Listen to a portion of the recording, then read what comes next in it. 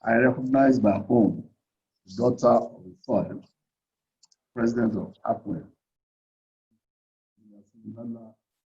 Delade MNSC.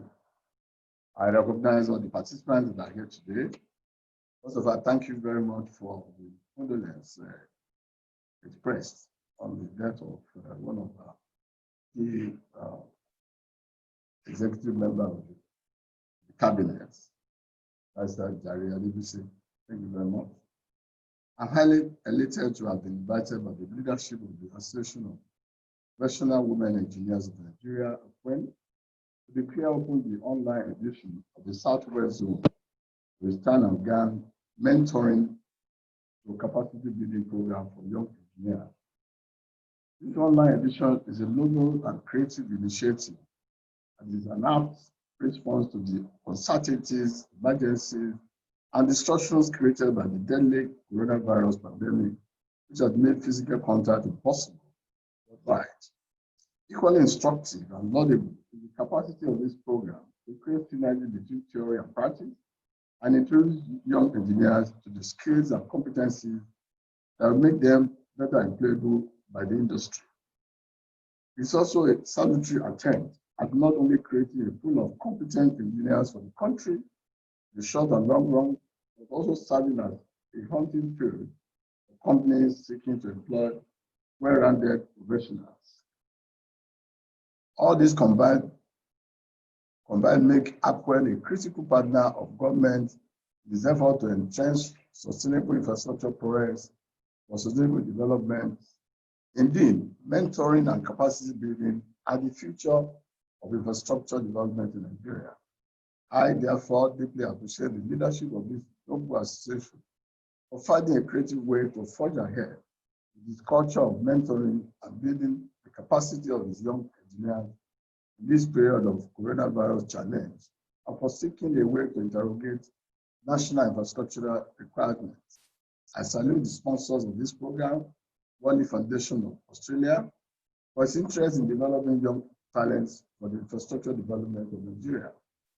The state of Osho is particularly happy for the hosting of this program in this capital city, through virtual means, Oshobo, especially at this coming at the time our administration is making frantic effort to deliver economic transformation with the ultimate aim of making the state a commercial hub of the Southwest. Also, young engineers have been prepared to participate in this program, and they are here in large numbers to take advantage of this exercise so that they can take their place in the state infrastructure segment of the economic and investment transformation. Mentoring and capacity building are clearly the way to go to complement tertiary education to make our professionals compete with their peers globally. Besides honing the skills of the young members, the smart way of filling the transformation gap between the classroom and industry. While capacity building programs are easy to officially organize, mentoring requires both institutional and personal effort. I would therefore like to appeal to the leadership of this association to encourage and institutionalize a conscious and workable mentoring relationship between the senior and upcoming members of the association. The senior members should see mentoring as responsibility to the young ones and the nation. The younger ones should also be humble and willing to get mentored, as it is a core strategy for climbing the professional ladder. Distinguished participants, this program offers a unique opportunity for you to learn the skills, competencies of engineering, including the coping techniques for operating in a peculiar environment which may not be available in any engineering book or class. I therefore charge you to avail yourselves of this golden opportunity to update your skills and carve a niche for yourself in the competitive world. I would also like to remind the organizers and participants to observe and maintain COVID-19 protocol throughout this program. It's already maintained anyway. I wish you a stimulating and rewarding session. On this note, I would like to declare open the online edition the Southwest Zone of the Town and Gown Mentoring Capacity Building Program for young engineers to the glory of God and the benefit of our nation and humanity in general. Thank you, and God bless you.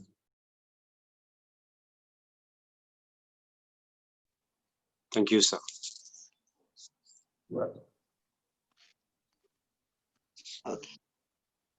This is my turn. Thank you very much, His Excellency. And now the program has been declared open. We would like to take an address by Sue Brown, Director of Corporate Affairs, Worley, and Council Member, Worley Foundation, sponsors of the Town and Gown program. Welcome, Sue Brown. We're happy to have you here. Thank you very much, and thank you for inviting me. Can you hear me okay? Yeah, you're good. Great. Yes, we can hear you. Great, all the way from Australia. So thank you very much for inviting me to say a few words. I recognise the strong support that this event has from the Executive Governor of Oshun, the President of NSE and the President of APWEN, and welcome to all of you wonderful young engineers who are on this broadcast. I'm really delighted to be with you and to say a few words on behalf of Worley and the Worley Foundation. So first, just a few words about Worley. Worley's one of the largest and leading engineering and project delivery firms in the world. We have a proud Australian heritage, and I'm joining you today from Melbourne in Australia. Whilst we have a proud Australian heritage, actually over 90% of the people who work for Worley are not in Australia. So we are a truly global firm now. We have approximately 54,000 people working across 50 different countries across the world. The majority of our people are engineers across all disciplines. We're the leading global provider of professional project and asset services to the energy, chemicals and resources sectors. We offer exciting careers to our engineers and project managers with the opportunity to work on projects all over the world. We have a couple of hundred people working in Nigeria, and our joint venture with Delta Tech, Delta Afrique, has proudly been in country for over 15 years. We recognise that engineering has the ability to transform the outcomes of a country in an incredibly positive way through improving the standard of living of a country's citizens, through creating jobs and introducing infrastructure and projects that transform economies and create prosperity. Worley has been passionate about supporting graduates and has had a positive impact on global and African economies through the execution of projects across Africa, where there's been a positive impact on employment and the standard of living of citizens. So from the Lake Turkana wind farm in Kenya, the Tanzania gas pipeline, hospitals and clinics in rural South Africa, mines in Zambia, and of course the work that we do for MPN in Nigeria. The Worley Foundation is our philanthropic vehicle, so we invite nominations from our people all around the world each year for projects that the Worley Foundation can support. So these are projects that make a positive social or environmental impact in a local community where we operate. We only support projects that have support from our business in the location that's applying for it. So we have a preference for projects that give our people also the opportunity to contribute their skills in some way. We have a particular passion for supporting STEM education, so science, technology, engineering, mathematics, and women pursuing STEM careers. Without engineers and scientists, our company wouldn't exist. It's important to the future viability of our company that there's a pipeline of talented engineers coming through for us to hire. It's also very important to us that we have a diverse pool of young engineers coming through. At Worley, we recognise that with diversity comes strength and richness of ideas and different ways of doing things. And so the APWEN Town and Gown Mentoring and Capacity Building Project, which is designed to support and empower female engineers and is supported by our own people in Nigeria, was successful in attracting the support of the Worley Foundation, and we've committed to this support for 2 years. We commend and support the aims of the Town and Gown program to create a pool of ready now women engineers by bringing together young graduate engineers and graduating engineers with professionals from the private sector, especially multinationals. We're excited about this program and how it can help promote the career of female engineers in Nigeria. I'd also like to offer some more personal words from myself as a female engineer with 20 years experience. So when I chose to study engineering all those years ago, my mother was not at all supportive. She did not think that engineering was a good career choice for me. She was deeply disappointed that I didn't use my skills to go into a career like medicine or something like that. And when I look back, you know, my mother didn't really know what engineering was, and she saw it as a male-dominated profession and didn't think that I would stand a chance, you know, to be successful. And I'm pleased to say, you know, 25 years later, that she was wrong. I studied chemical engineering here in Melbourne, and I had a fantastic time at university. I would describe it as the best time of my life. And most of my close friends during those years were male, and it was really fine. So although I studied chemical engineering, I did that with a vision of working to improve the environmental impact of the chemicals and petrochemicals industries. So my first job out of university was actually with the government in the Environment Protection Authority. It was probably the lowest paid job opportunity for a graduate chemical engineer. But it was a fantastic first job. I learned all about government regulations, the environmental issues posed by lots of different industries, and the very real impacts that chemical facilities can have on people's lives. I went on from the EPA to work for BP and then another national energy company, and then I've been with Worley for the past 8 years. I've had a wonderfully interesting, varied and challenging career. I've learned everything from how to reduce the smells coming from a landfill to speaking to a town hall full of angry residents who didn't want a waste recycling facility located near their homes, right through to preparing a board paper for the most senior executive members of our company. And I think that is what's really available to engineers, that you can take your career anywhere that you want to. And so my advice to you, the young female and male engineers on the call today, is to really back yourself and have confidence in yourself. If you've gotten an engineering degree, you're a pretty smart person, right? And you know what the right thing is for you. You know the right career, the right first job, and when it's time to move on and do another job. I also really strongly recommend, particularly the women, to take calculated risks in your career. You can't always plan your career or your life, or you might think that you can and you might have a plan, but things can and do go differently to what you think they're going to. So you need to be flexible and adaptable, and you need to be willing to take a risk. I wish you all the very best for the event today and all the very best in your careers. And the Worley Foundation is really, really pleased to be part of this and to be supporting this event. So thank you very much. Thank you very much, Sue Brown. That was the Director of Corporate Affairs, Worley, and Council Member, Worley Foundation, sponsors of the Town and Gown program. Before I go on to the next agenda, please, I'd like to remind us that we're going to have 8 breakout sessions after the keynote address by Engineer Dr. Akiwumi Odumakinde, FNSC, MD, CEO, Delta Africa. Before I welcome Engineer Odumakinde, I would like to read a short profile. Engineer Akiwumi Odumakinde founded Delta Engineering Limited in 1993 as a major player in the Nigerian oil and gas industry. In 2003, the company formed a joint venture partnership with Worley Parsons to form Delta Africa. From various investments and project execution, Delta Africa has attracted over $250 million worth of foreign direct investment into Nigeria.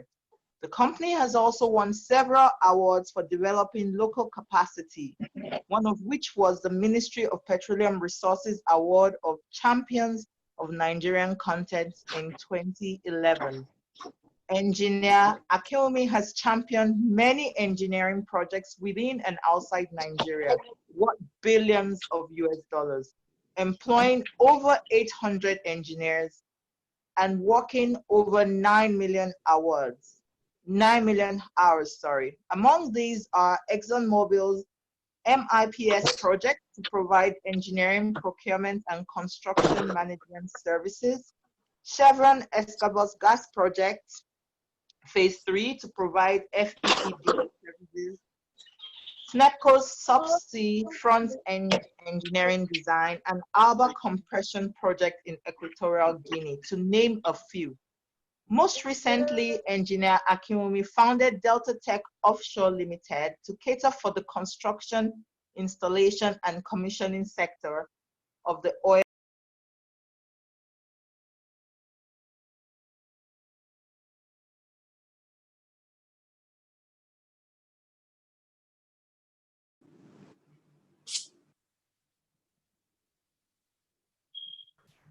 Hello, Engineer Zansi. We can't hear you. Okay, can you hear me now? Yeah, you can go ahead. Okay, thank you. So most recently, Engineer Akinwumi founded Delta Tech Offshore Limited to cater for the construction, installation, and commissioning sector of the oil and gas industry. Some of the ongoing projects include Chevron Nigeria Limited's Escobos Export Systems project, AMNI Petroleum Limited's engineering, transportation, and installation contracts, and many others. Engineer Odumakinde holds a bachelor's degree in chemical engineering from the University of California, United States. He is a chartered engineer registered with Koren, a fellow of the Nigerian Society of Engineers, and several other professional bodies. Outside of this, in 2011, he founded the Impact Your World Leadership Initiative as a selfless call to national service, where the next generation leaders are identified, nurtured, empowered, and released into the marketplace, while trading sound leadership principles and values. This initiative birthed the university campus outreaches currently being held across the country, where thousands have been trained and several identified to attend the life-transforming Impact Leadership Academy. He is joyfully married with children. Welcome, Engineer Akinwumi Odumakinde, FNSC MD CEO, Delta Afrique. You're welcome, sir. Thank you very much. I would like to observe all protocols, particularly my condolences to the Excellency, the Governor of Osun State, for the loss of his Deputy Chief of Staff. I like to go on to this agenda of today, which is the Town and Gown Mentoring and Career Fair for Young Engineers. Foremost, I must commend APWEN for recognizing and taking some of the needed steps required to combat the glaring challenges of bridging the employability gap for young engineers through this Town and Gown initiatives. In the same vein, I sincerely appreciate Wally, the JV partner of Delta Afrique, for seeing the need to invest in these young minds that will benefit from this project. While capacity building, the scarcity of appropriately skilled engineers constrains our economy's growth and hinders the sustainable development of our country. Yet the labor market is filled with young engineering graduates who are unemployable. And various factors ranging from lack of confidence, competencies, communication skills, and gender gaps amongst many other issues, have been identified based on my own personal experience and interaction over the years in the industry.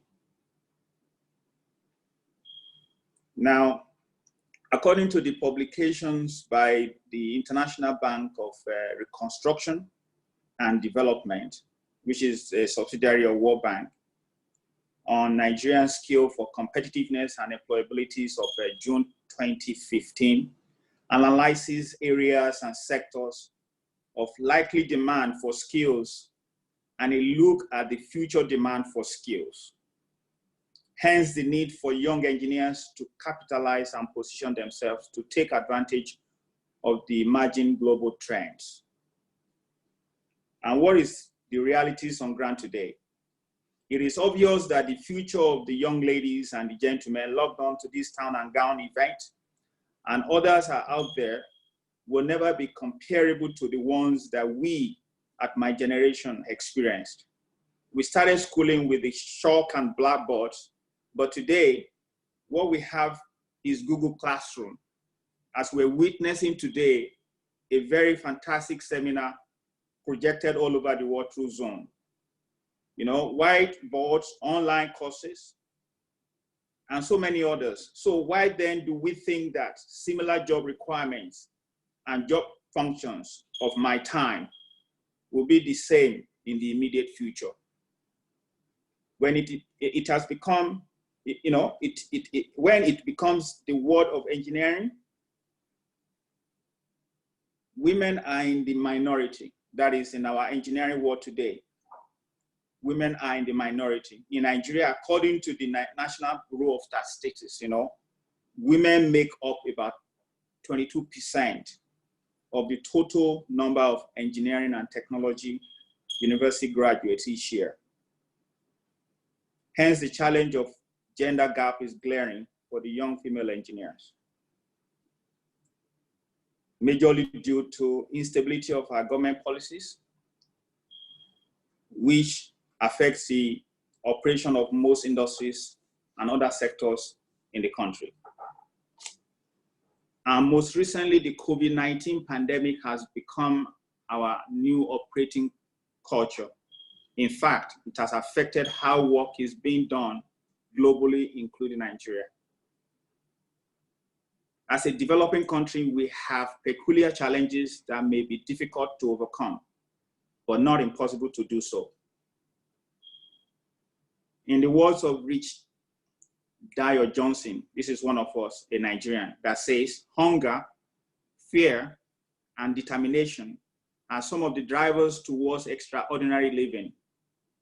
It is the ability to discover what you want and go out and achieve them with intestinal fortitude. And that means that as a Nigerian, you must be a fighter, you must take no for an answer, you must pursue your dream. Many are out of jobs now, and more will be. The question is, what relevant skills or added values do you have to be the needed engineers in the various industries and sectors of our country? And therefore, we have to now look at how to start and build our own capacity.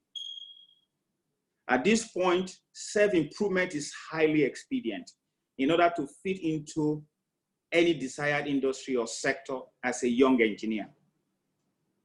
There are several models and strategies available for capacity building. However, the following processes which may help in achieving an industry-focused capacity building may be followed. One is to go out now and assess your skill today. That is assessment and benchmarking of your skill set. Putting together an action plan on how to move from where you are to the next level of skill you want to acquire. And put a proper implementation plan in place. There are many programs in the country today by many agencies. One of that is Nigerian Local Content in the oil and gas industry that is helping to build capacity. Reassessment of your capacity, evaluating and learning new things. These processes will assist in identifying the development, skills, knowledge, mentoring, coaching, teaching, support, and many more areas that will enhance capacity building. And you know what? The future is now. The future has its challenges, but as individuals, we must be prepared. Being prepared involves a lot. Studying engineering in colleges and universities is just the first step. We need to push further. We need to learn more, embrace mentoring, and paint a picture of the future that solves societal problems and create a lasting impact. Remember, if you cannot see it, you cannot have it. And that is, you must be able to know where you're going. You must be able to put a plan in place on how to achieve that. You must set up your mission statement within your vision to know that, yes, this is where I'm heading. What does the future bring to us? What job openings shall we be seeing in the next 12 months and more? To enumerate few, the reality of our time is that robots becoming caregiver today. The coming decade, we will see societies transforming as humans learn to live alongside with robots. Software engineering. You see many kids of today, all the millennia, everybody is learning how to do coding. Data sciences and artificial intelligence are key things that will drive the future of our country and the global, in its entirety. And therefore, you must have to now to identify a new market and where you identify your strength and create partnership where you know you need help to build a new 21st century collaboration. Therefore, young engineers, there is need to clearly see that through innovation, identifying good problems that are actionable and providing solutions will surely determine, future employment potentials that anyone can have. So Nigeria is a gifted nation, and we're gifted with human and natural resources, but we must be determined and intentionally take good advantage of the opportunities that they offer. We have to work it out. We have to be optimistic and never give up till the desired expectations become our experience and our reality. In my conclusion, as an advocate and passionate driver for raising young leaders, I believe it is important to identify the young leaders today and nurture them and empower them by giving them the enabling platform to exercise their gift, for society change and lasting impact that they can make. Hence, the need for concerted effort to deal with the problems and provide long-lasting solutions. I therefore call on all leaders and mentors to support this noble cause and let us bridge the employability gap.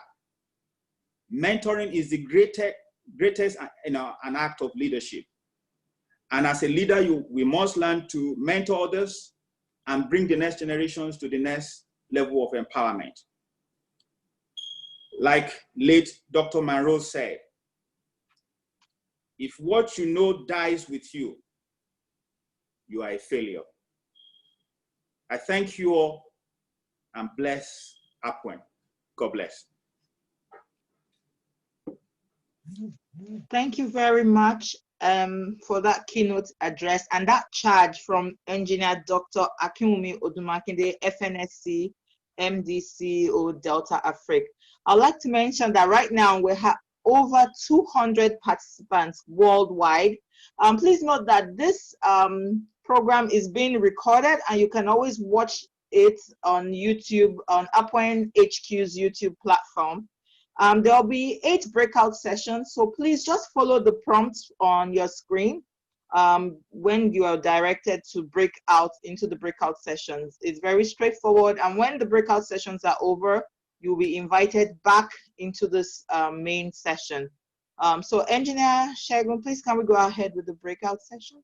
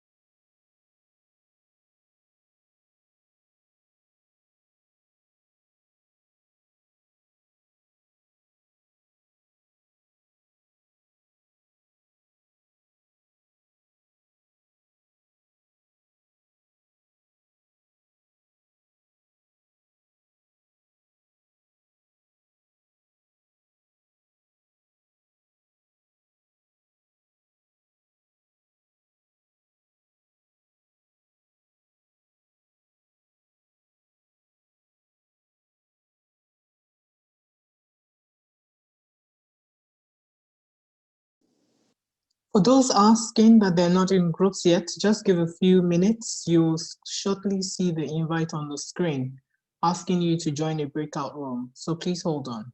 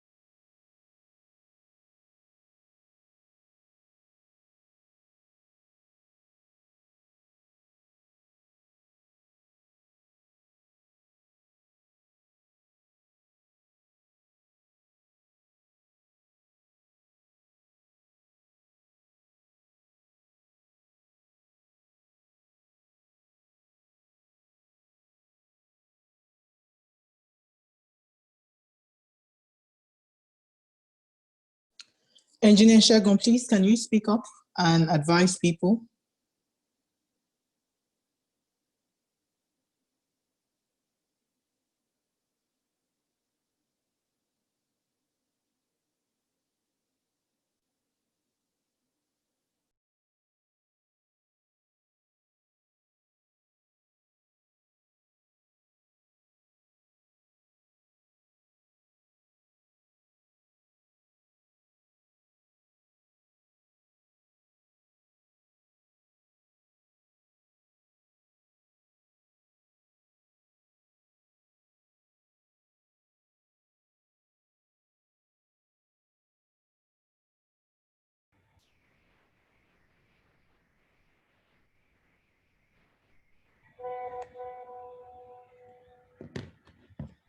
So I think, good morning, everybody. I think most people have broken out into different groups.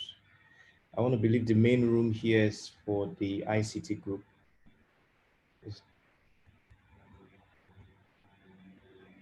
Okay, that makes sense. Okay. So good morning, everyone. Good morning. My name is Omobolan Legiwa, FNSC. We're going to keep people mostly muted. For those of you that are here, I hope you're one of those who indicated interest in being in the ICT group, like was mentioned by Engineer Noah. Correct me if I'm wrong, please. Yes, you're correct. Okay. So there's still a few people that are not exactly ICT. So you can just give a few minutes. We'll try and get somebody to come move you out of the groups. This is also for people who didn't indicate a general group that fell into one of those categories that you saw over there.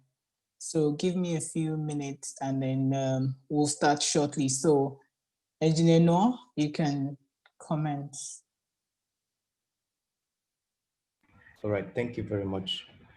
I'll begin by sharing my screen now for the presentation.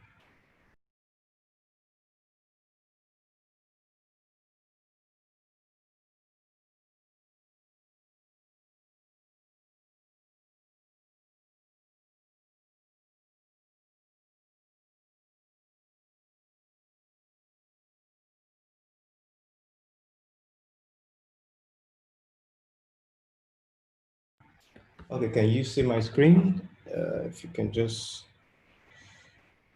Yes, I can. Thank you very much. Good morning, everybody. It's so great to be here. So this presentation is for the ICT group, and I'm not going to be taking it alone. I'm going to also having a colleague who's by name Abayomi Gbadebo. I'll give a brief introduction of myself, and Mr. Gbadebo will also give an introduction. My name is Kenny Noah. It's a short form of Kehinde Noah, don't mind me. So I'm a Nigerian and Yoruba person. I work for VMware. VMware is a global company based in the United States. What we do basically, we are the bedrock of digital transformation. We bring and create cloud environments, bring multi-cloud environment together, and basically help with the digital transformation organizations and individuals are currently going through. We do this in various ways. I will not go into details now, but our presentation will speak as we proceed. Yes, I work in Nigeria, Lagos, Nigeria, here for VMware. Yomi, can you please introduce yourself?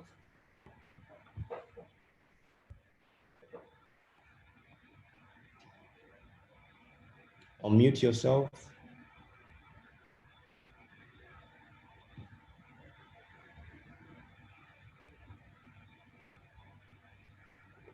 Hello, Yomi.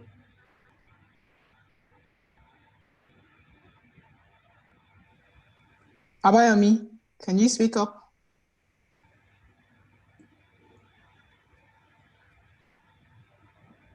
Abayomi, you can unmute yourself. Okay, let me unmute him. Okay, let me try to unmute him.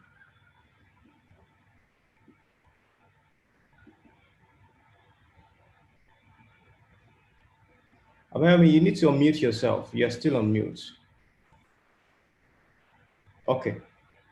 You can speak up now. I think you're unmuted. Okay, let me read his short profile, and then if there's something I'm missing out, he can fill that in. So Abayomi Gbadebo works at First Bank Nigeria PLC, which is a leading commercial bank in sub-Saharan Africa. He's the member of the bank's first shared service team, where he has developed skill sets in analyzing data and extracting insights. Abayomi holds a BSc in economics from the University of Ibadan, an MBA from Obafemi Awolowo University, and an MSc Health Economics and Decision Modeling from the University of Sheffield. He has interests in the area of business and health data analytics and modeling. So over to you, Kenny. All right, thank you very much.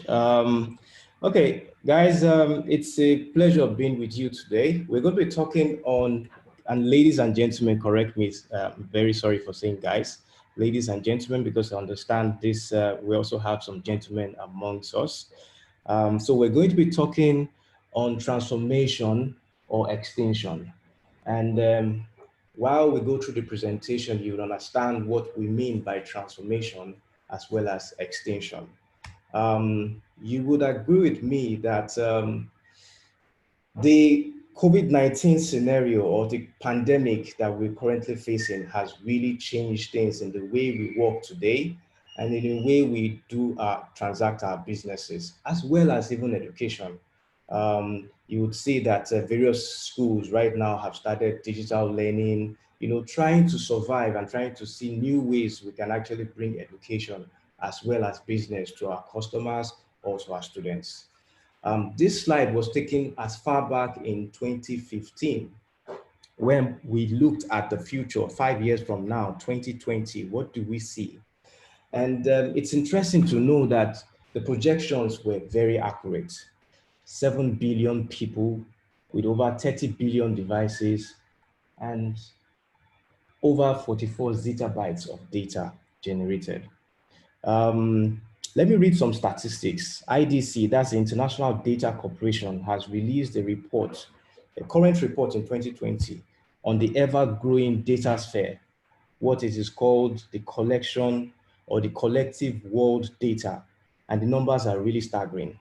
You know, IDC predicts that the collective sum of the world's data will grow from 44 zettabytes, which is what we have today, to about 175 zettabytes by 2025. That's in 5 years.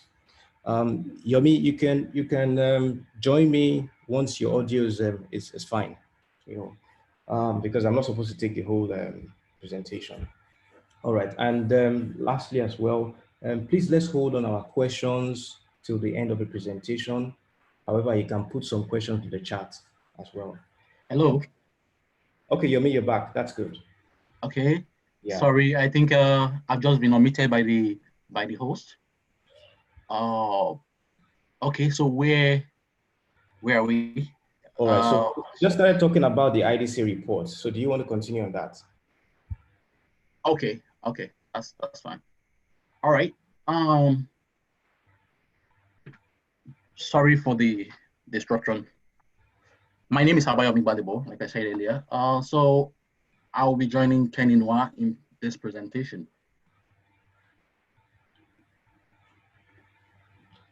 Yes, Abayomi, before you joined, I read your short profile.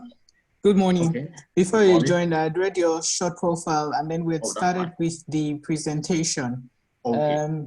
Kenny is suggesting that you take over the presentation from here, if you're comfortable to do that. Okay. All right. Can you confirm you can see the screen? Yes, I can. Okay, then please. And everyone here? Oh, good. 2020, a new digital world. 7 billion people, 30 billion devices, 44 zettabytes of data. That is staggering figure being mentioned there. IDC, International Data Corporation, has released a report on the ever-growing data sphere, what it calls the collective world data. And the numbers are staggering. IDC predicts that the collective sum of world data will grow from 44 zettabytes this year to 175 zettabytes by 2025. IDC also predicts by 2024, the amount of data stored in the cloud will be more than double the amount stored in the endpoint, completely reversing the dynamics from 2015 as the cloud becomes the repository of choice. This is an interesting trend since smartphones have greatly increased their storage capacity in recent years, with high-end smartphones now offering 256 gigabytes of data of storage. Any? Exactly. So this is really interesting numbers actually being there. We'll see data moving from endpoints. Endpoints meaning your storage, your phones, your laptops, and most of the data going into the cloud, from now. The cloud will definitely be the storage choice or point of choice for most people as we move into the future. The edge will continue to grow, driven by IoT and the shift to real-time data. Real-time data basically is what everything is going to be everyone is going to be concentrating on. Not data that is stored and acted upon later. IDC also predicts that the average person will have nearly 5,000 digital interactions per day. Currently, we do about 700 to 800 or so. Most of the people average around that. Now, data growth is driven rapidly, basically today, and primarily this is done by Internet of Things. Internet of Things is increasing the amount of data that's being generated on devices. Users also, internet users across the world are increasing exponentially. So more than 5 billion people currently access and store data on their digital devices today and in the cloud. Roughly 7.5 billion people will be doing the same by 2030. So we're putting these numbers across to you to create, to give you an impression of what is going on today and where the trend of the industry will be going to in the future.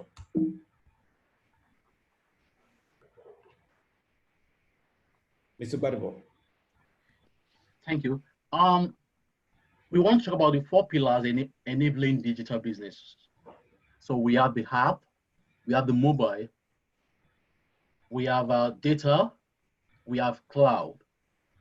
But I want to discuss how this relates to my field.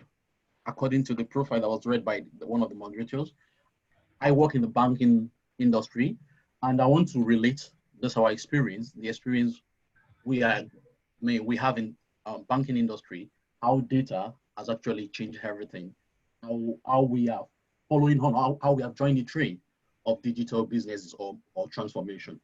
In the banking industry, sometime last year, one of a key executive director in one of the leading banks in Nigeria mentioned last year that one of the biggest competitors of banks are no longer banks themselves, but they are fintechs.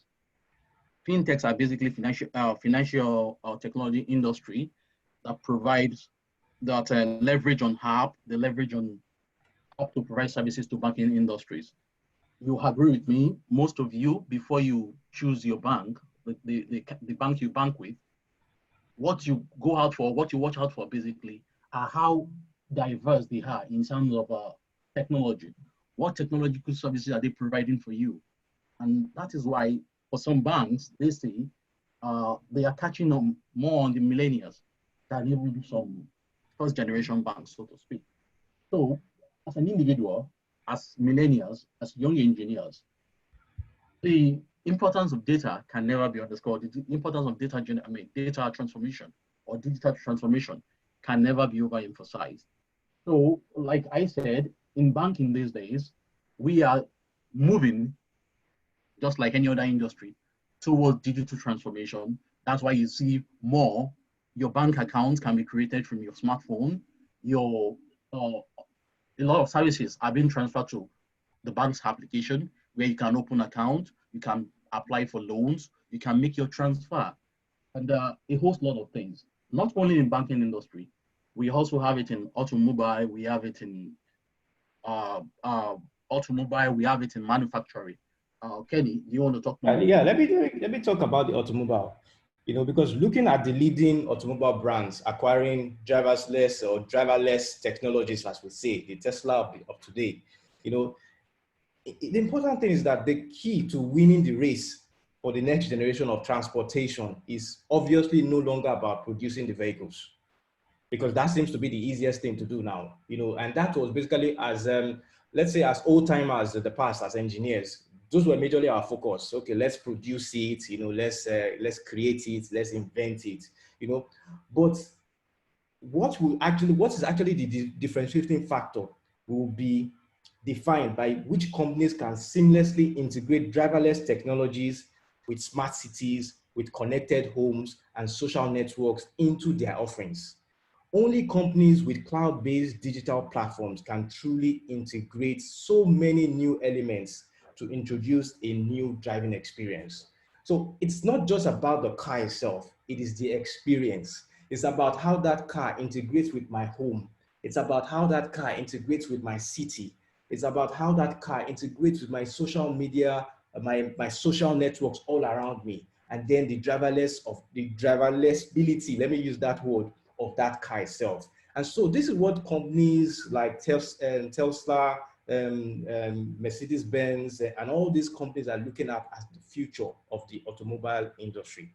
COVID-19 has shown us, like I said, while starting up, that a lot can be done. We have seen stores delivering, goods to their customers using drones, just to avoid human interactions. When I think about my fitness, and I like to cycle, and I use an app called Strava, and what it does for me, because it gives me information about my cycling experience, about while even cycling, it does all that for me. So this is important as we as engineers develop products, as we as engineers innovate. It is important that we pay attention to this, to what I call the 4 pillars of the digital experience: your app, your mobile, your data, and your cloud. We're going to talk more about this at the later end of the slide. In fact, I'm going to end with this slide. For me, I would say this is the most important slide in this whole conversation. If you don't get anything out of this, get these 4 major things, which I'm going to discuss later on at the end of the presentation. Let's quickly run along. Mr. Yomi. Yeah, thank you very much, Engineer Noah. So I'm going to use an example of a renowned company in the world, Amazon. We are going to look at their value chain. We're going to talk about how the value chain has been digitalized from the beginning, from the inception to the end, from the point where you go to the internet and you try to order for a product to the point of delivery. If we follow up with Amazon, you see that a lot of things have taken place in their whole value chain. Everything has been digitalized. So that's why we see that in this time and age, we don't have a choice, especially as engineer. You are supposed to spearhead this. Everybody needs to be data conscious, digital transformation conscious. You need to join the train. If you are not in it, you need to innovate your idea. You need to be innovative. If you're not in this, if you're not joining this now, you are likely to go into extinction. So that's why we say digital transformation is not specifically about IT and technology, but it's about redefining your entire business strategy, perhaps even changing your corporate culture. And to succeed in this digital transformation, you need to think of technology, not just as a support function, but as a strategic competency. And that's why digital transformation is not just about applying technology to your business, like I said earlier. So it has to be something that has to be developed alongside with your business model. Like another example I can give is, apart from the banking industry, we also have this model being applied to the clinical industry, which is another area which I'm interested in. Maybe when we in later session, we're going to talk more about application of this. Let me hand over to you. Yeah, so Yomi spoke about Amazon, and the truth about it is that Amazon today is not just a shop with a website. A lot of organizations have tried it, to open, a store and just put a website for e-commerce, and they have seen it fail. But Amazon has not failed, because it forever disrupted and what I call revolutionized the entire concept of shopping and more. Because they took the whole value chain and digitalized it, right from you clicking that button on Amazon to checking out to delivery.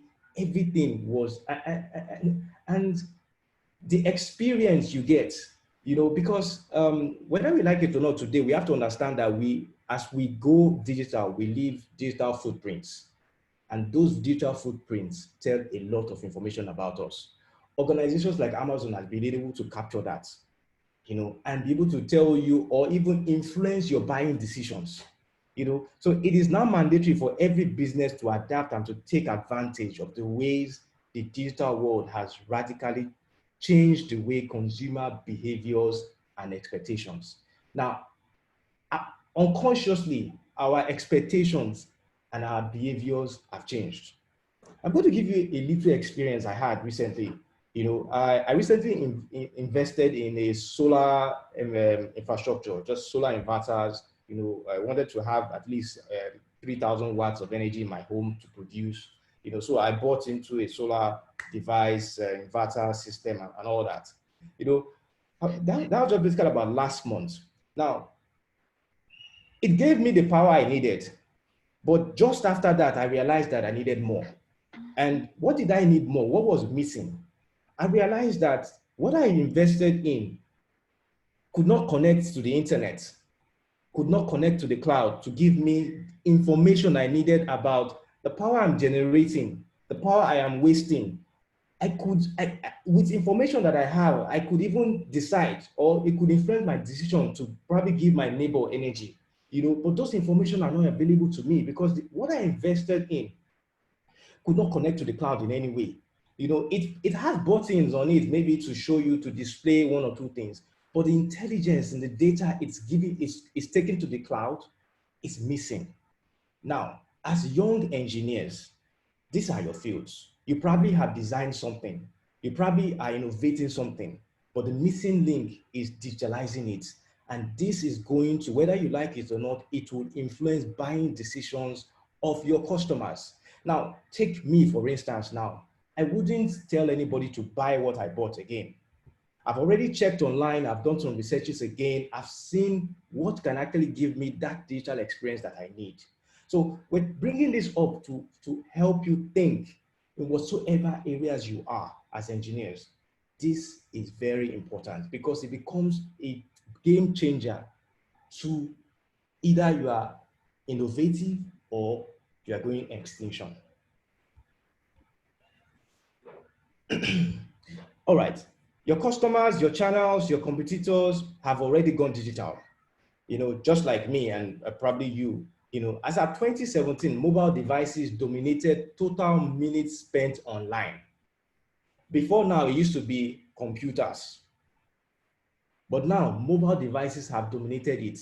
Whether it is in searching, whether it is in reading emails, whether it is in browsing or buying globally, mobile devices dominated the total minutes spent online. We see that 71%, you know, as high as 71% in the US, and even higher than that in Indonesia, over 91%, you know. And not just in that, online shopping and retail customers, we find that 67% are millennials, because this is what driving it. 57% are Gen X, you know, 48% are baby boomers, and we have about, you know, which is also impressive, 28% senior citizens. You know, they prefer to shop online rather than in stores. This is what we are seeing. And not just in retail, we're seeing also in B2B, that's business to business. 55%, you know, of B2B buyers, that's business to business buyers, say they search for products and vendors information on social media. That's why you see companies on LinkedIn, you see them on various platforms, you know, because they do those researches there. 55% of B2B buyers prefer sellers that have mobile access to their e-commerce platform. Digital transformation continues to accelerate for two main reasons. Mr. Bayomi, I know this is you're interested in this, and this your Thank you, Engineer Noah. We say digital transformation continue to accelerate for two main reasons, like you said. First, because in our interaction, in our day-to-day life, data is evolving, data is being generated, and it's really, really growing at an exponential rate. And secondly, as we interact, we generate more and more data. More and more data is being generated from our interaction. Like one popular advert in Nigeria, one of the telecommunication companies in Nigeria, says that data is oxygen, and it's exactly what it is. There is no way, so far we have human interaction. From that interaction, we're going to have data are going to be generated. Now, it's now up to you and I, what can we do with that data? What insight can we draw from that data? And that is the importance of this presentation, that we need to, apart from being innovative, we need to go digital. We need to transform our data in a form that is usable, in a form that we can derive, or we can deduce our insight, we can derive insight from it to make decisions.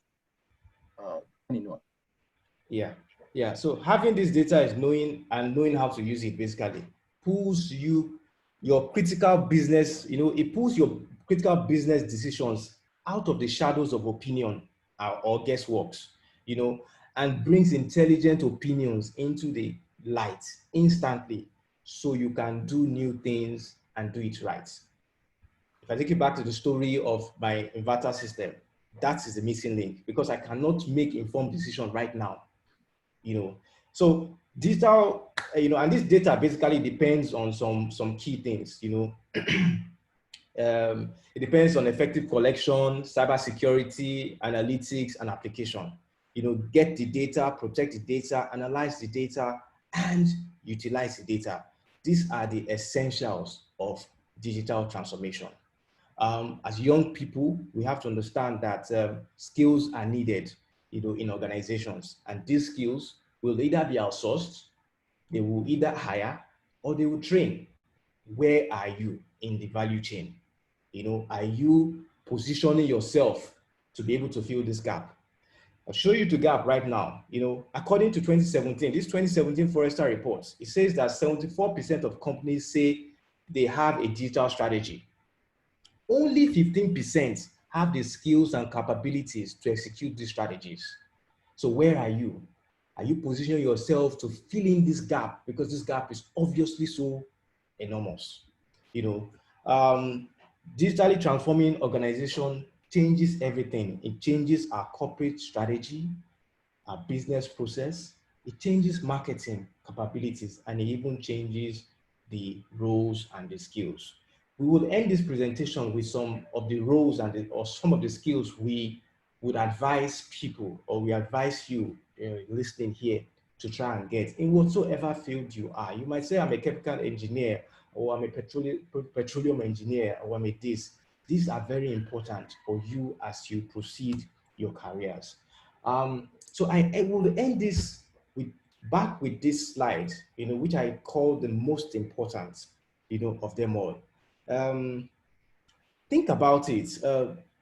When I think about Google Maps, it gives me some pain, because as a young engineer, I remember when I was leaving university, I studied electronics and computer engineering.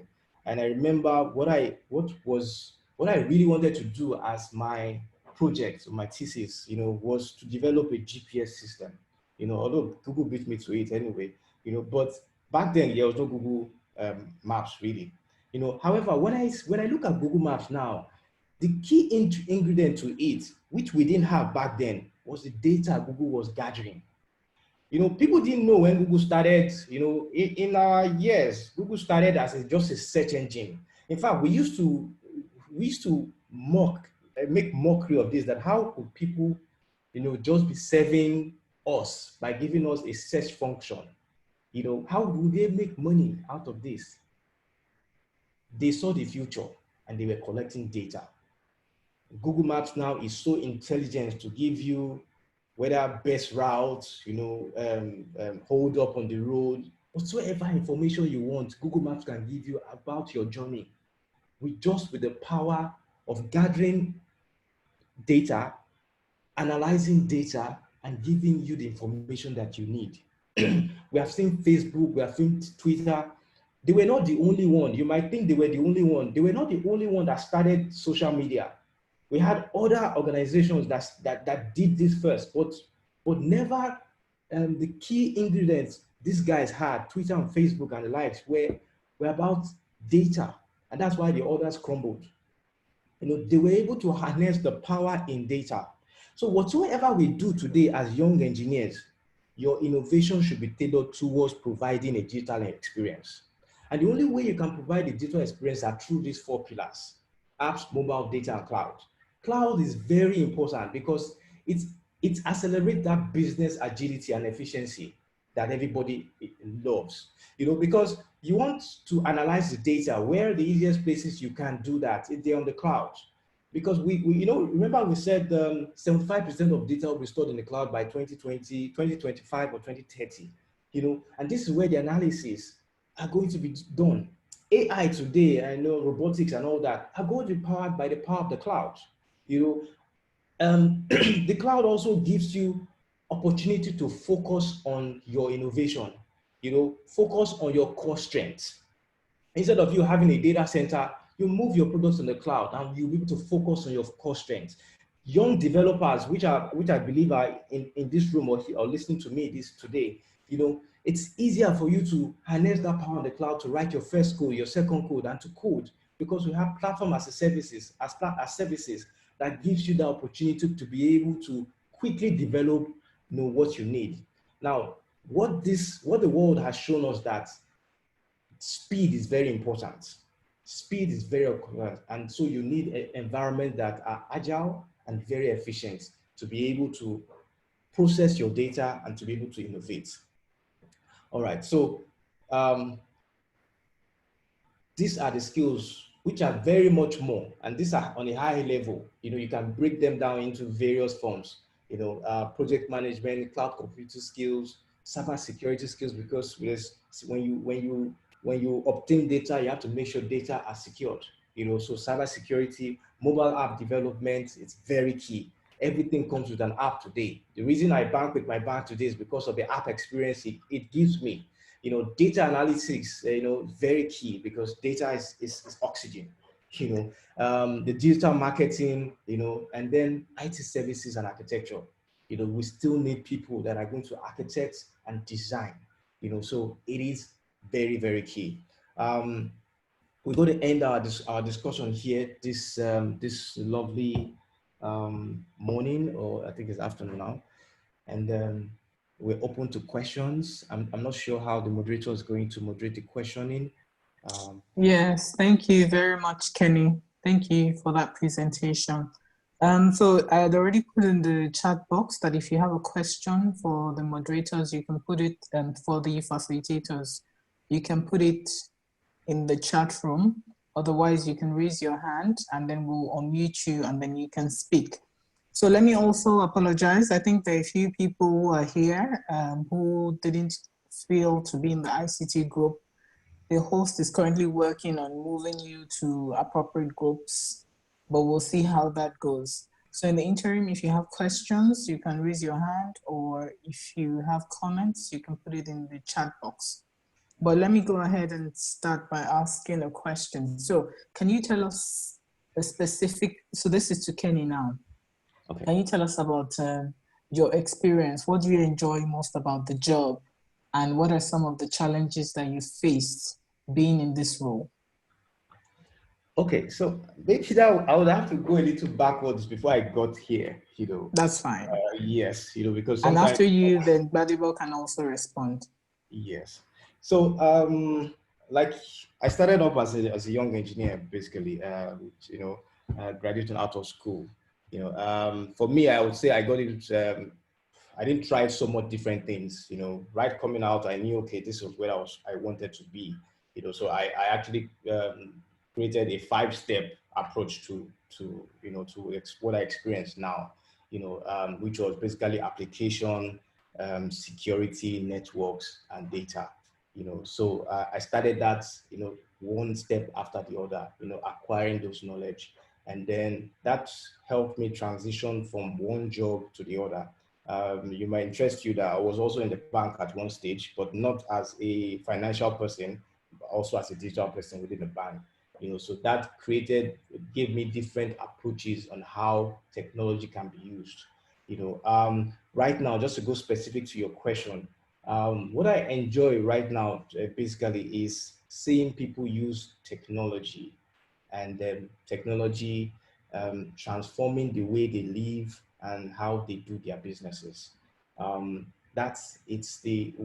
gives me the joy is the people itself, not really the technology that they use. You know, how the people experience out of technology, how it has transformed them. So each time I interact with organizations and people, that is what I watch out for, really. You know, how does it transform you, or how does it transform your experience in your organizations? You know, I think I will let Gbadebo also add to that from his own perspective. Well, thank you, Engineer Noah. I think for me, I started out with the banking industry, and as you may know, of course, banking, basically what we do there is we deal with a lot of data. And I work in a section where that's at the head office. My bank has over 700 branches, and all the transactions from all these branches come to me every day. So with that, I can't do without data. I just have to love it. Naturally, I'm quantitatively inclined. Anything that has to do with data, I mean, anything that has to do with calculation. And coincidentally, we are talking about this conference is for engineers. And I know, like your president said, that for you to have an engineering degree, that it's you must be a smart person. So I think what actually took me to this field is because it's more of it has to do with calculations. It's more quantitatively inclined. Unfortunately for me, the department I am in the bank has to do with, we have a lot of transactions and we have to be classifying different transactions to different bands and all of that. At a time, I think there was this, was it 2015, when we had this issue with Ebola in Africa. And I was motivated by how that Ebola got the attention of everybody, even the government. For the first time, you see the government working with individuals, and everyone's like, all hands were on deck to like say, how do we resolve this problem? And I'm now thinking, oh, so there is a particular sector or there's a particular issue that can get the attention of everyone, and that is health. And that is what actually informed my decision to go study health economics and decision modeling. My first degree was in economics, so I was looking for something that has to do with economics and will have to do with health, and that's why I chose that health economics. And basically, what we do there is I mean, dealing with me. Basically, we talk more about data. We see how we collect data about patients in hospitals about disease area, we do analysis, we do predictions and all of that. Thank you very much, Kenny and Gbadebo. So we have 2 hands raised. I'm going to ask Titilope, can you go ahead? Can you unmute yourself? Titilope Ajijo, yes. All right, thank you.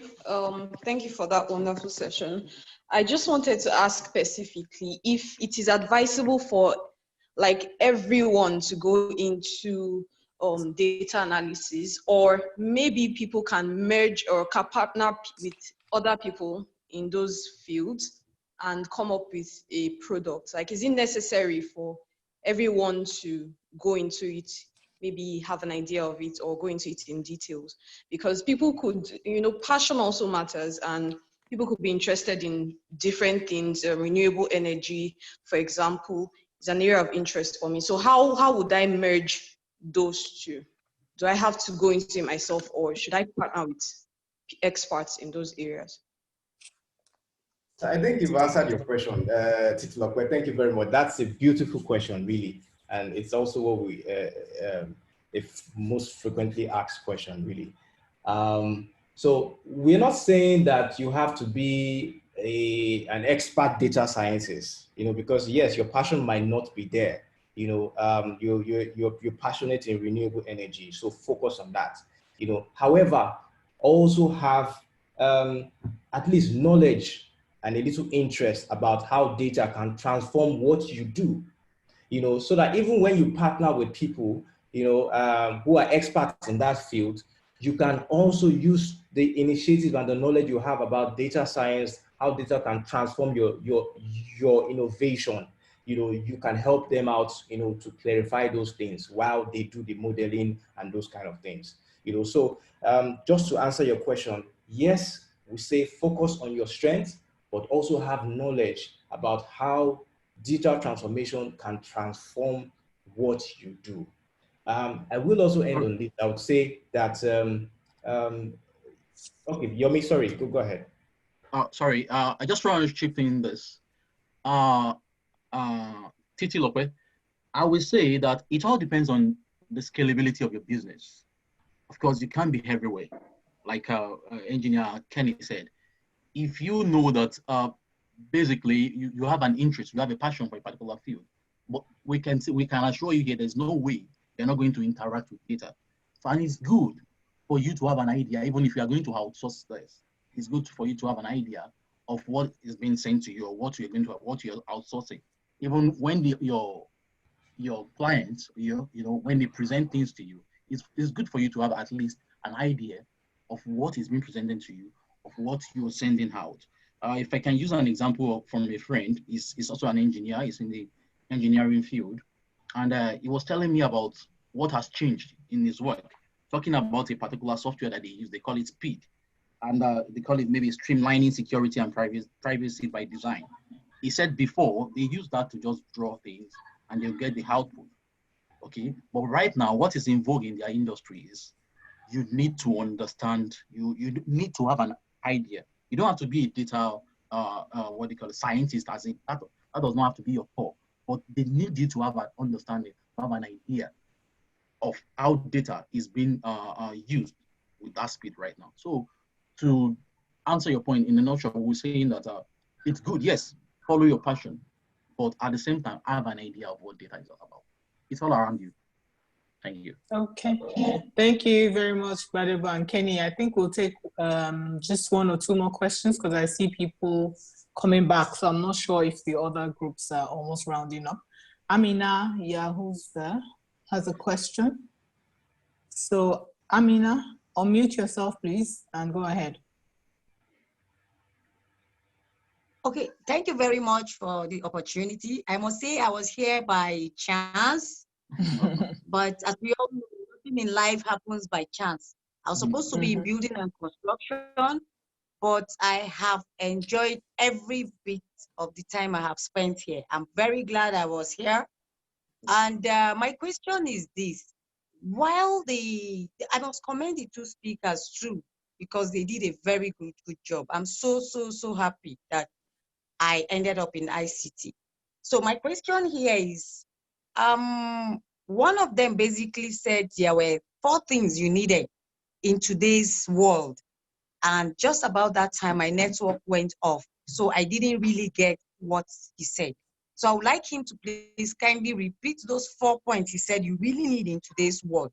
I think I heard digitalization at a point, but I'm not very sure. Thank Okay, you. so if you can just quickly, thank you, Amina. So if you can just quickly answer that, Kenny. I see more people coming back into the group.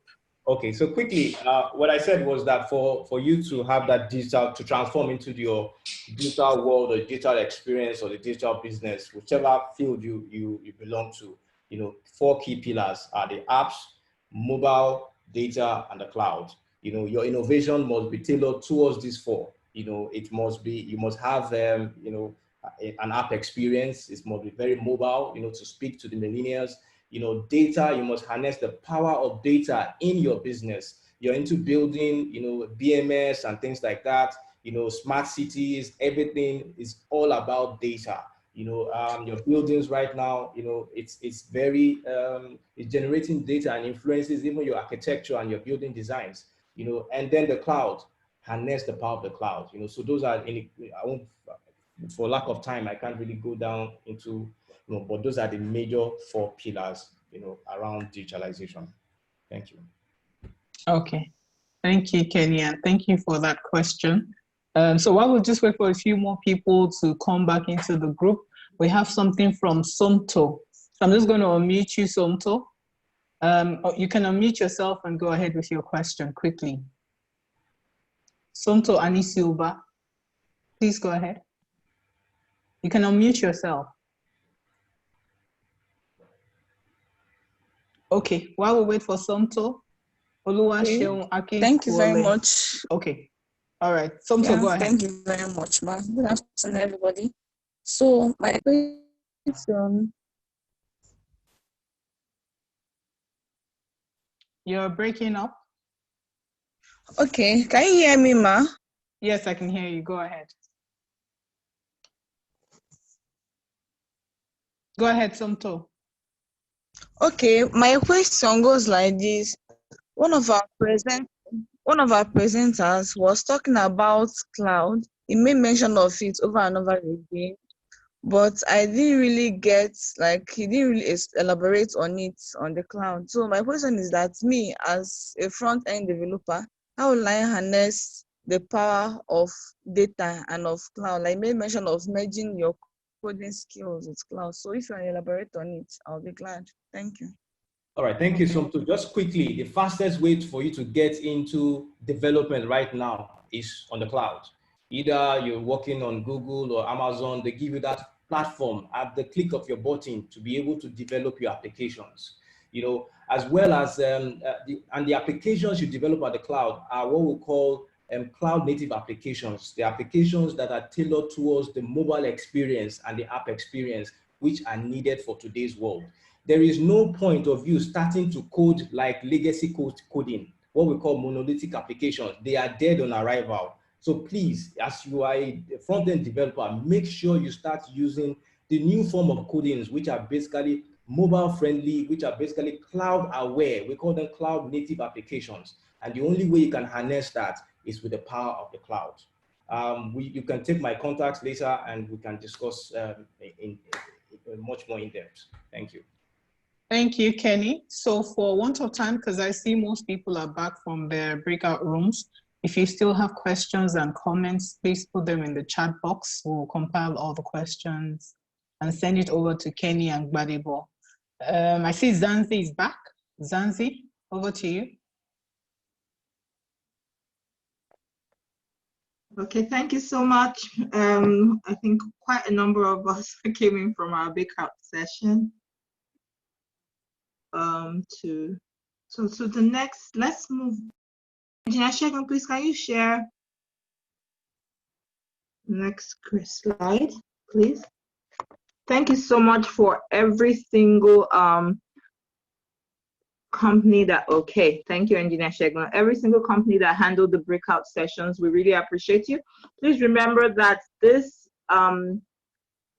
program is recorded and is available on YouTube for Upwen HQ. Just type in Upwen HQ, it will take you to our YouTube. Search for Upwen HQ. It's on YouTube. It will take you to all our recorded programs. So Engineer Segun, let's go on with the Diversity Champion Award.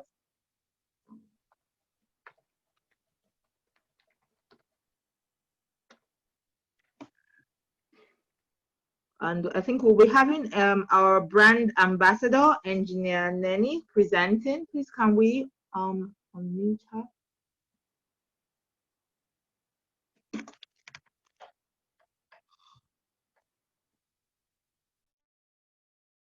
You mean Engineer Chinelo Ojukwu? Hello, Zansi. Engineer Odua Agbuneni is the brand ambassador. Can you look for her? Engineer Odua Agbuneni that is presenting the certificates, please.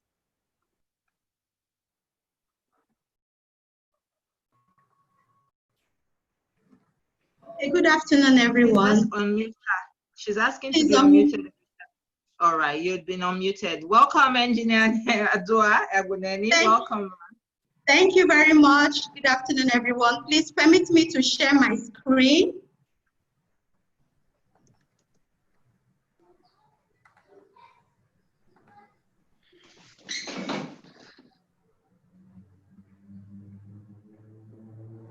Can I please share my screen? Yes, you can share your screen. Thank you.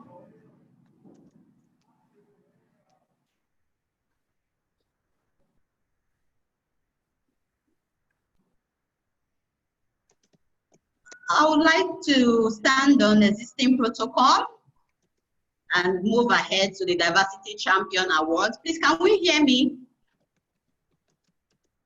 Yes, we can. Okay, thank you very much. Due to the constraint of time, I'll just go directly to the Diversity Champion Awards. I feel truly humbled and privileged to be called upon to present Upwen Distinguished Diversity Champion Awards, a first of its kind in the history of professional engineering institutions in Nigeria. We'll be presenting these awards to organizations for their exemplary efforts made in guiding the policy direction of their organization towards the implementing of a robust diversity and inclusion policy to carry along and encourage the participation of the female gender and other disadvantaged groups in the programs and activities of their organizations.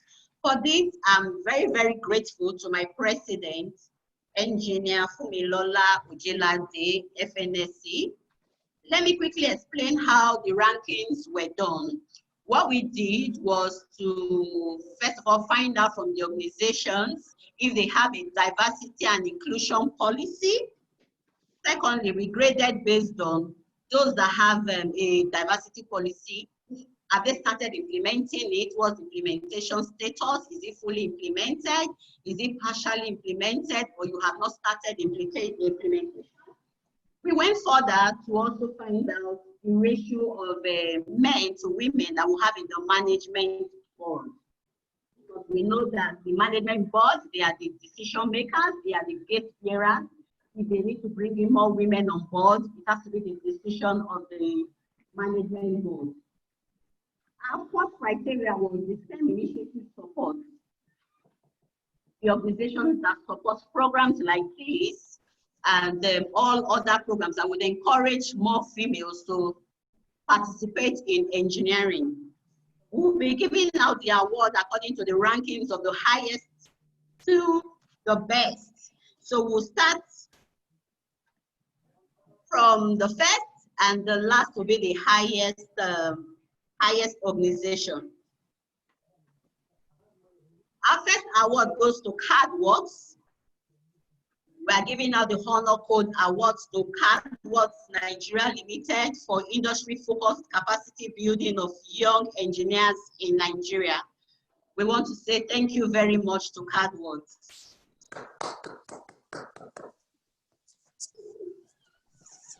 Thank you very much, Upwen. Thank you. So the second award goes to Covenant University For Covenant University, it's the Honor Code Award for their industry-focused capacity building of young engineers in Nigeria. Thank you very much, Covenant University. Do we have a representation? Any representative from Covenant University to acknowledge this, please? Yeah, they are here. There are two of them here. Okay, thank you very much, Covenant University. We'll move over to Baker Hughes. Baker Hughes, we want to say thank you very much. We are presenting to you this day a Honor Code certificate for industry-focused capacity building of young engineers in Nigeria. We are happy and we are I understand happy. that the Covenant University says they could not unmute. That's why they couldn't speak. So please let them unmute and go back to their award so that they can accept it.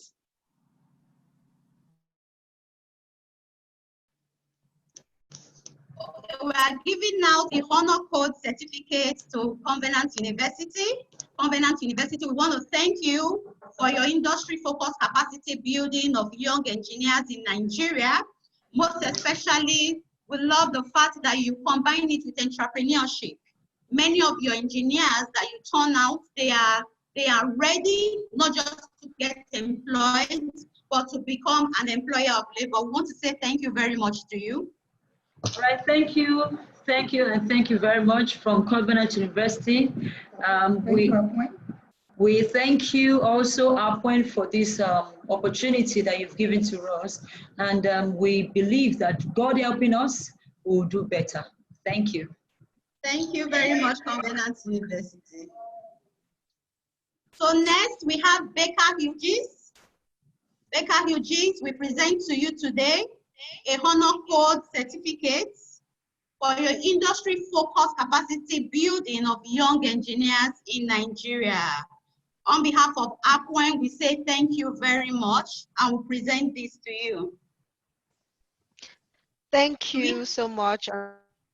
Joy is here. Thank you, President Lola. Thank you, everyone. Say a big you, great, partnering with her, and I mean this is just the beginning of greater things to come. So thank you so much. Thank you very much, Engineer Joy Agua. We'll move over to Guinness Nigeria PLC. We say congratulations. Today we present to you the Honor Certificate for industry-focused capacity building of young engineers in Nigeria. We want to say thank you very much for your support. Do we have a representative? Yes, we do. My name is Tolu Osisi and I'm representing Guinness Nigeria PLC. Standing on all existing protocols, I would like to say a big thank you for the privilege and the opportunity to be invited to this really, really good forum. Thanks to Appoint for putting this together and the initiative of Appoint as an institute and organization. Thank you very much. Thank you very much, Engineer Tolu. Okay, we have an Honor Code award going to Avanti Communications Group. Avanti Communications Group is a telecommunications organization. We say thank you for your industry-focused capacity building of young engineers in Nigeria. So do we have a representative, please?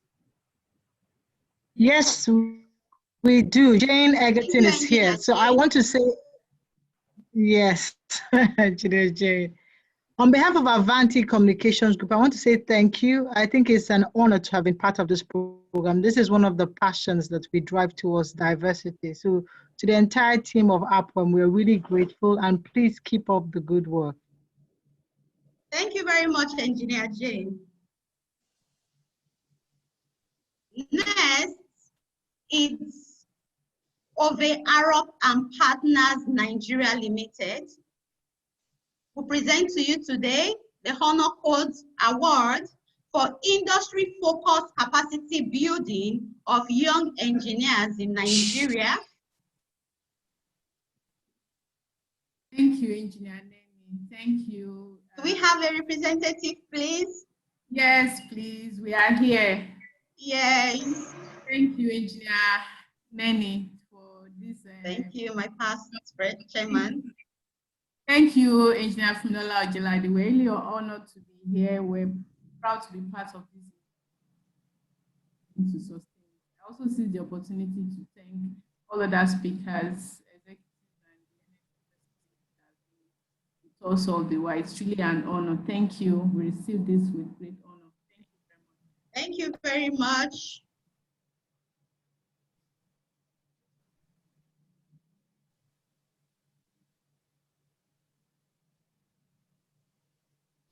Next is our Championing Gender Equality Awards. And this award goes to share companies in Nigeria for building a gender diverse system in the workplace. Thank you very much, Shell. Shell has a gender and a diversity policy.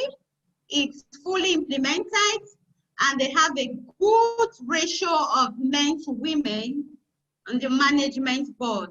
Thank you very much, Shell. Do we have a representative here, please? Yes, please. Can you hear me? Yes, we can hear you. Okay.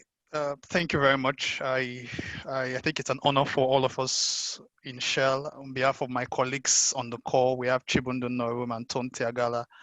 I think we appreciate this, and honestly, this is just a way of telling us that it is not yet the finish line.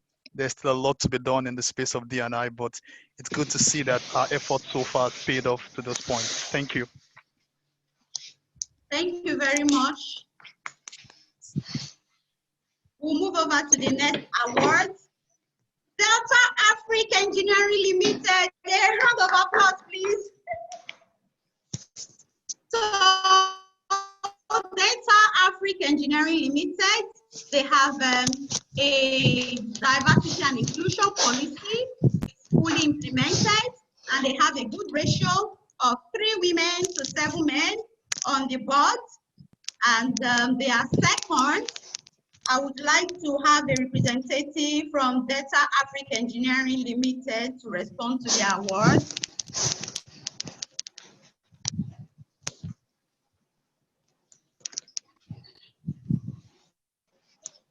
Thank you, Engineer Agboneni.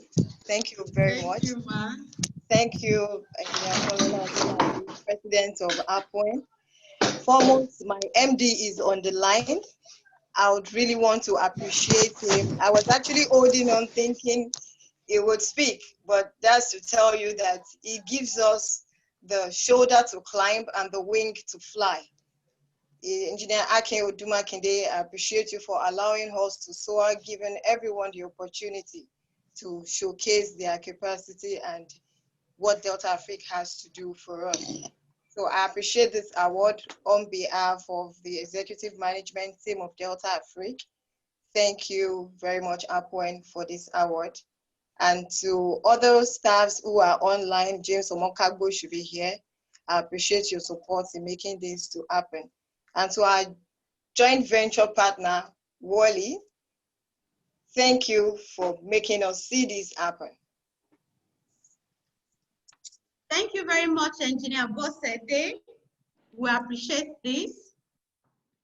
Then we'll be moving over to the finals. I will give us the grading, and our own president, Engineer Fumilola Ojelade, please, I'll call upon you to do the representation to the organization.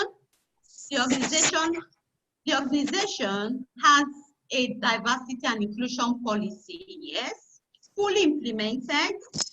They have a good ratio of women to men, 6:4. And they also support STEM initiatives. Please, let me quickly call on my president to do the presentation. Thank you very much, Engineer Fumilola Ojelade. Over to you, ma. Thank you, our brand ambassador, Engineer Odoa Boneni, a fellow of the Nigerian Institute of Mechanical Engineers of Nigeria. But before I give to the final person, we actually have a certificate for the Managing Director of Delta Afrique, Engineer Oduma Kinde, a passionate builder of leaders.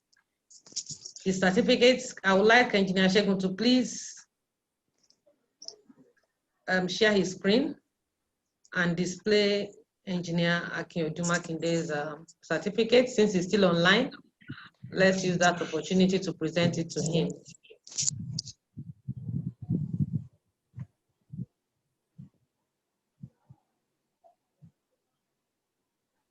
Engineer Segun, are you there?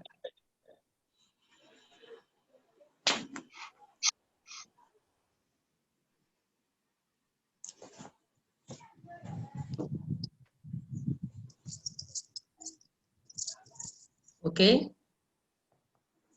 We would like to present this honor code certificate to Engineer Dr. Akinwumi Oduma Kinde, the Managing Director and Chief Executive of Delta Afrique, for the keynote address that he presented to us on industry-focused capacity building. Today, the 13th of June, 2020. I really appreciate you, sir, and I'm really grateful that you are still online now.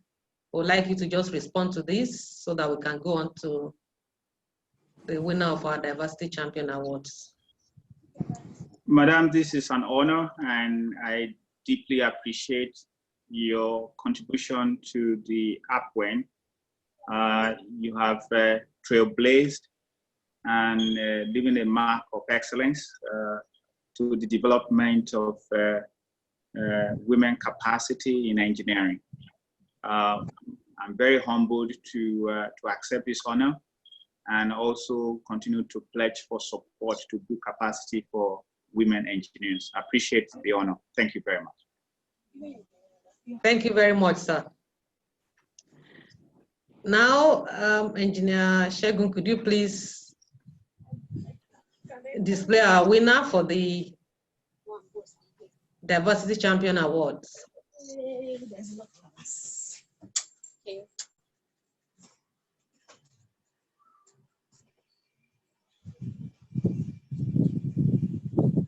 And our winner is the Nigerian Bottling Company Limited. We present you this award today for a gender diverse and accepting workplace culture. The Diversity Champion Award goes to the Nigerian Bottling Company. We just have a round of applause if you can. And can we have somebody from NBC to please respond to this? Thank you so much. Good afternoon, everybody. I'm standing on all existing protocols. My name is Onajite Olushake, and I am very happy to be a part of this event today and to also be receiving this award on behalf of my colleagues who are here present and also on behalf of the company. We have a diversity and inclusion policy in place all over the group, and for Nigeria, we are constantly striving to make sure that women have a place at the table at the leadership level and even amongst managers.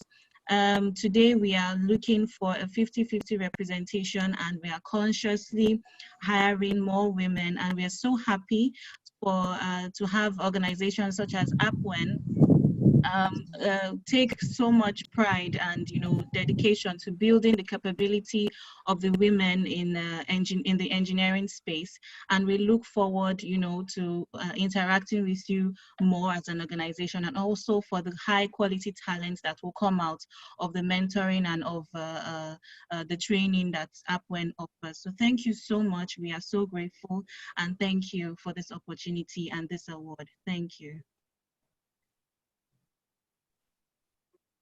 Okay, now that we are done with that, the moderator, I think you want to Send a poll, send out a poll. All right. Thank you so much, my president. And we'd like to say big congratulations to all recipients of the award. Before we move on to the vote of thanks from Engineer Dr. Elizabeth Eterigo, FNSC, we'd like to take 3 feedbacks from participants from the breakout session. Engineer Justin, your hand is up and your mic is unmuted. Please, can you tell us your breakout session you attended and your feedback? Okay. Good afternoon, distinguished engineers and participants.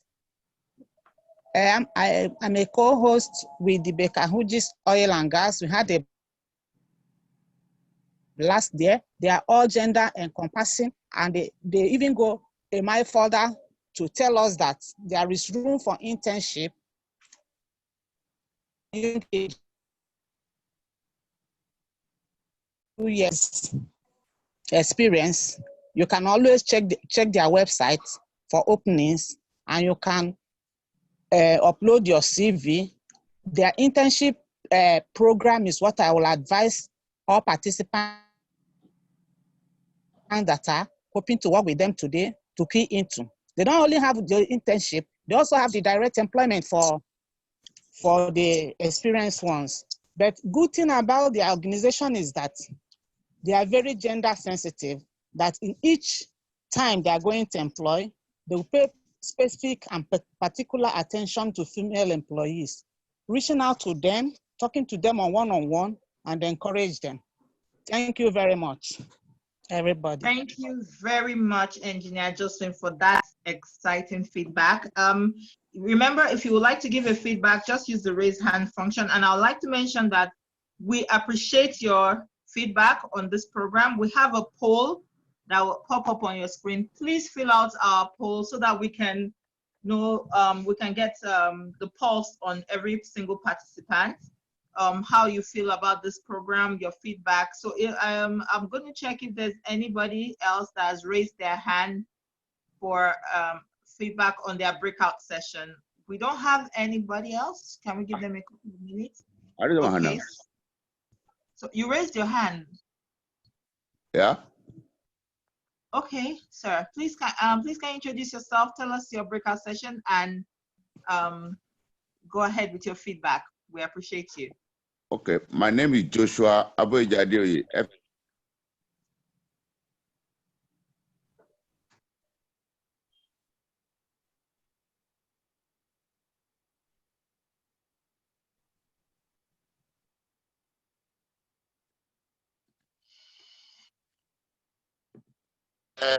Rapporteur, I'm so impressed with it, and I commend the Upwend for this program. I've been on it since morning, and I really enjoyed it. Thank you. Thank you very much, sir. We appreciate your feedback. I can see Mr. Francis Obaremi's hand is up for feedback, and I think the last feedback we'll be able to take is from Mrs. Daniela Uzosike. So please, can you go ahead, Mr. Francis Obaremi? Please introduce yourself. Tell us the breakout session that you attended, and please give us your feedback on that session. Okay, good afternoon, everyone. My name is Francis Obaremi, GMNSC. Okay, so I was part of the oil and gas SNEPCO breakout section. So it was very enlightening and quite educative.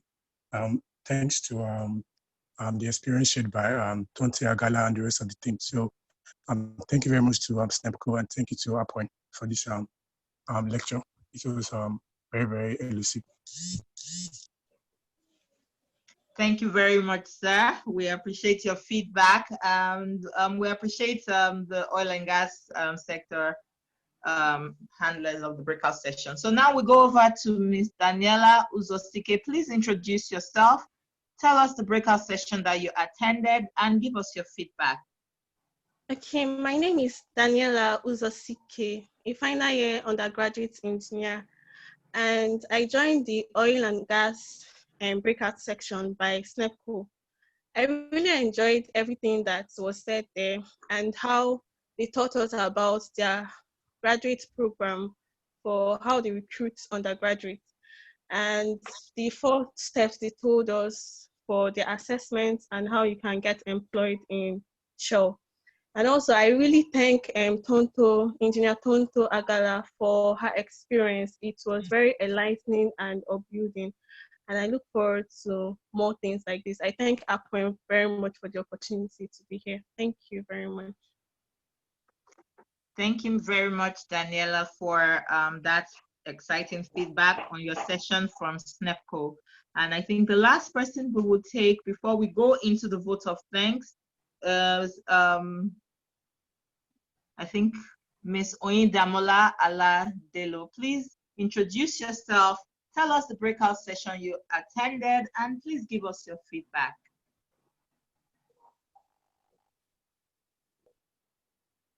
Hello?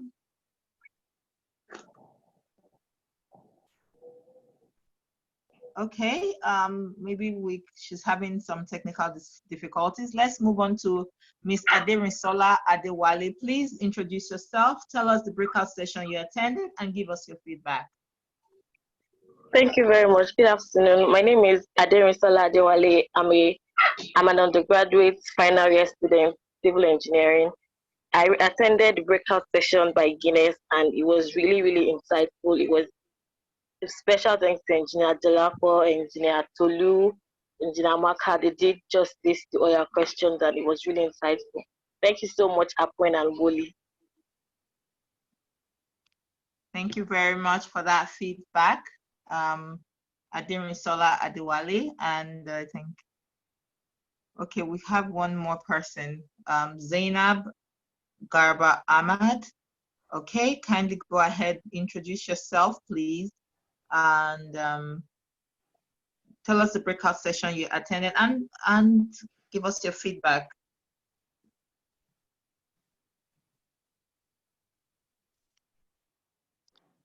Hello, Ms. Zainab Garba Ahmad. Please can you introduce yourself? Tell us the breakout session you attended and please give us your feedback.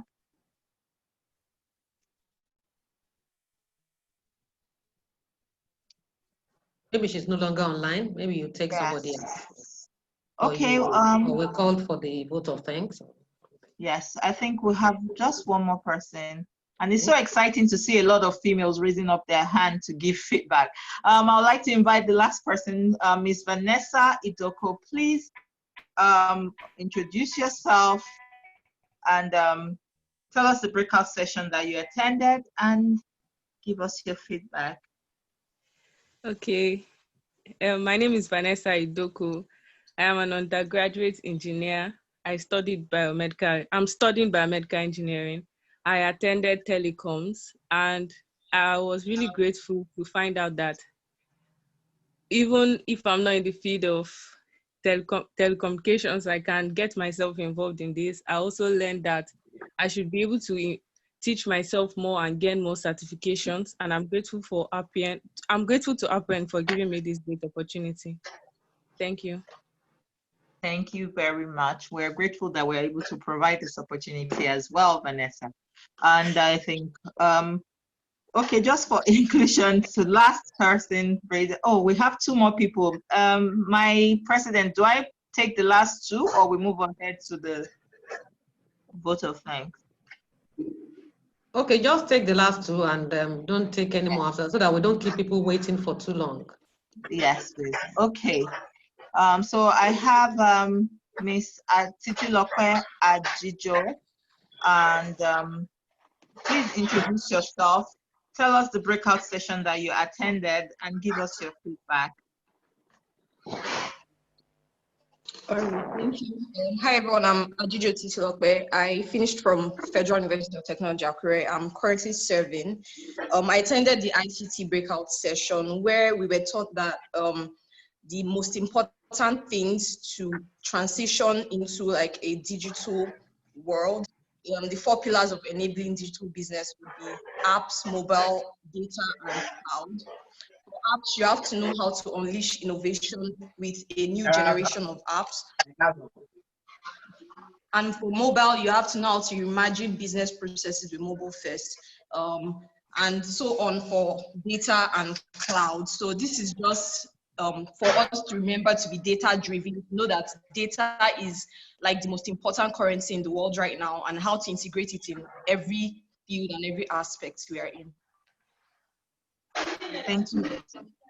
Thank you very much. That was so exciting to hear. And I think the last person is Adejoke James or Jane Essen. Whoever is ready first, please give us your feedback. Remember, there's a poll where we can take more. Okay, please, whose mic is on?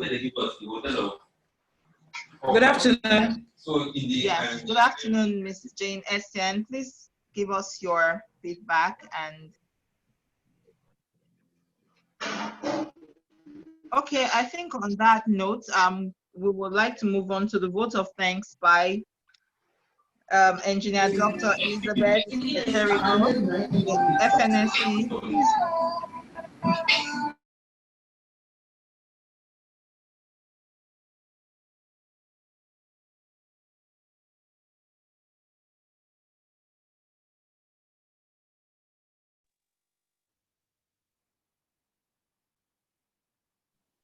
Thank you very much, Engineer Shegun, for that. So we can now move on to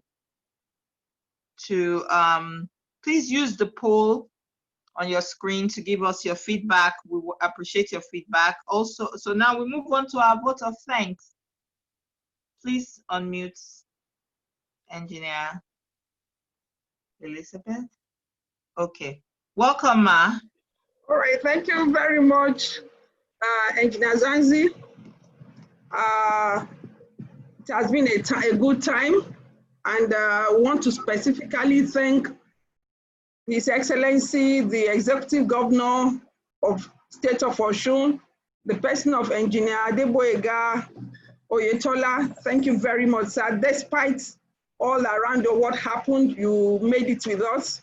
We are not taking it for granted. I want to say thank you. We appreciate you for that, sir. I want to thank our president, Engineer Babagana Mohammed, FNSC, for taking time to be part of this program. Your presence has really shown your support, and that you're backing us up in what we are doing. We are grateful, sir. We are the CEO of Data Africa. We want to thank you, Engineer Dr. Ogumakinde. Want to say thank you very much, sir. Thank you for always being there. Thank you for being on the program since beginning till now.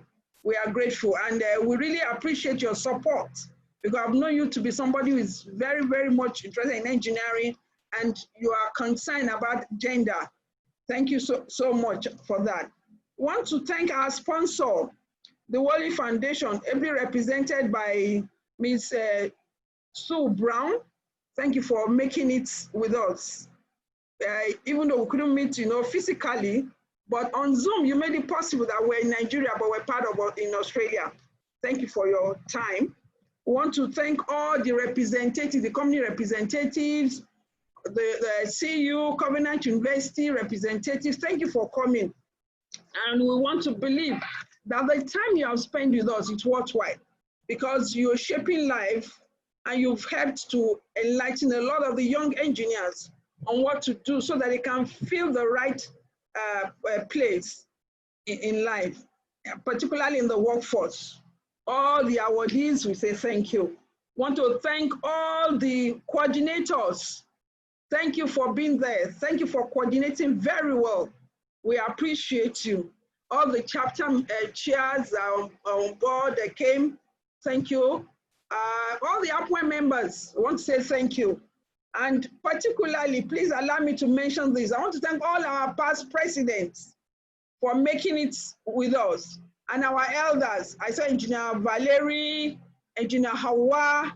Thank you so much. We are grateful for making it with us on this program. I want to thank the young engineers as well that took time to be on this program so that they can learn. Thank you for the time you took to be here. We believe that it's going to give a mark in your lifetime, and that you will always remember this day, because it's going to be a foundation on which you're going to continue building your engineering career. I want to thank the moderator, Engineer Shegun. Thank you very much. Engineer Sanzi, thank you very much. And our brand ambassador, Engineer Boneni, thank you for making it. And I want to thank everyone who made it. And the last time, sorry, I'm bringing in last because you opened the big masquerade at the end, is the president, Engineer Funlola Ojelade. She put in a lot for this to happen. Thank you, and thank you. And the committee members, Town and Gown committee members, sincerely, I want to appreciate you for the time taken to make sure that this program is a reality today. And we can all say, thank God that God has helped us. Thank you so much for counting on you. And thank you for the labor that you put in. That Uppoint can always rely on you anytime or this kind of work. Thank you so much. It's been a pleasure. And I believe that the time has been worth spending. That is a time to remember for life. Thank you so much for that. I want to hand over to the moderator. Thank you very much, Ma.